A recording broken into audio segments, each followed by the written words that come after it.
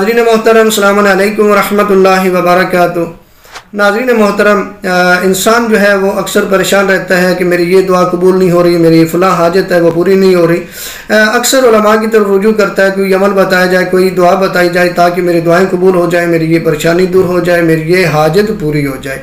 तो उलमा ने एक रोज़ जुम्मा का अमल बताया है। अगर ये अमल है भी बहुत मुख्तसर, अगर आप ये अमल करते हैं तो उलमा फरमाते हैं कि रोज़ जुम्मा को जो ये अमल करता है, मुश्किल तरीन भी हाजत होगी तो उसकी वो पूरी हो जाएगी। वो अमल कौन सा है? वो अमल है, फरमाते हैं कि मुहिम तरीन हाजात के लिए बरोज़ जुम्मा सूरह काफ़िरून 100 मरतबा जो पढ़ेगा तो परवरदिगार जो है उसकी दुआ को कबूल फरमा लेगा। जो भी दुआ मांगेगा परवरदिगार कबूल फरमाएगा। यानी बिस्मिल्लाहिर्रहमानिर्रहीम, कुल या अय्युहल काफ़िरून ला अअबुदु मा तअबुदून वला अंतुम आबिदून मा अअबुद वला अना आबिदुम मा अबदतुम वला अंतुम आबिदून मा अअबुद लकुम दीनुकुम वलिय दीन। ये जो सूरह है, ये अगर आप 100 मरतबा रोज़े जुम्मा को पढ़ते हैं तो मुश्किल से मुश्किल आपकी हाजत जो है वो पूरी हो जाती है।